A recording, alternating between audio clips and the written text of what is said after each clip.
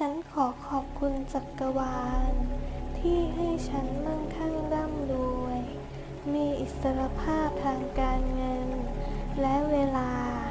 ได้ใช้ชีวิตในแบบที่ฉันต้องการฉันมีความสุขในทุกๆวันฉันมีอาชีพที่สมบูรณ์แบบแล้วฉันสร้างความสุขในชีวิตประจำวันของฉันได้อย่างดีฉันมีเงินเป็นสิบล้านแล้วฉันได้เข้ามหาลัยชื่อดังแล้วฉันมีธุรกิจเป็นของตัวเองแล้วฉันมีสุขภาพที่แข็งแรง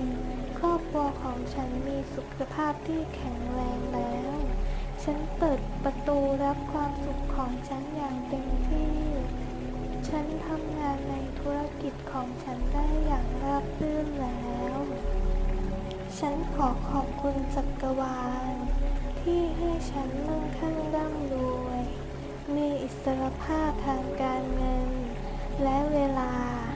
ได้ใช้ชีวิตในแบบที่ฉันต้องการฉันมีความสุขในทุกๆวันฉันมีอาชีพที่สมบูรณ์แบบแล้วฉันสร้างความสุขในชีวิตประจำวันของฉันได้อย่างดีฉันมีเงินเป็นสิบล้านแล้ว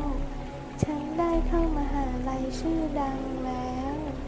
ฉันมีธุรกิจเป็นของตัวเองแล้วฉันมีสุขภาพที่แข็งแรงครอบครัวของฉันมีสุขภาพที่แข็งแรงแล้วฉันเปิดประตูรับความสุขของฉันอย่างเต็มที่ฉันทำงานในธุรกิจของฉันได้อย่างราบรื่นแล้วฉันขอขอบคุณจักรวาลที่ให้ฉันมั่งคั่งร่ำรวยมีอิสรภาพทางการเงินและเวลา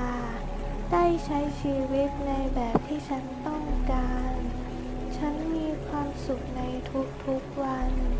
ฉันมีอาชีพที่สมบูรณ์แบบแล้วฉันสร้างความสุขในชีวิตประจำวันของฉันได้อย่างดีฉันมีเงินเป็นสิบล้านแล้วฉันได้เข้ามหาลัยชื่อดังแล้วฉันมีธุรกิจเป็นของตัวเองแล้วฉันมีสุขภาพที่แข็งแรงครอบครัวของฉันมีสุขภาพที่แข็งแรงแล้วฉันเปิดประตูรับความสุขของฉันอย่างเต็มที่ฉันทำงานในธุรกิจของฉันได้อย่างราบรื่นแล้วฉันขอขอบคุณจักรวาล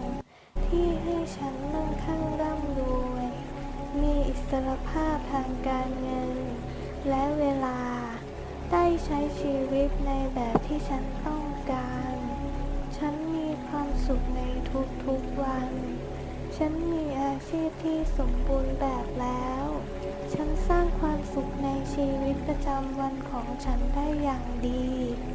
ฉันมีเงินเป็นสิบล้านแล้วฉันได้เข้ามหาลัยชื่อดังแล้วฉันมีธุรกิจเป็นของตัวเองแล้วฉันมีสุขภาพที่แข็งแรงครอบครัวของฉันมีสุขภาพที่แข็งแรงแล้วฉันเปิดประตูรับความสุขของฉันอย่างเต็มที่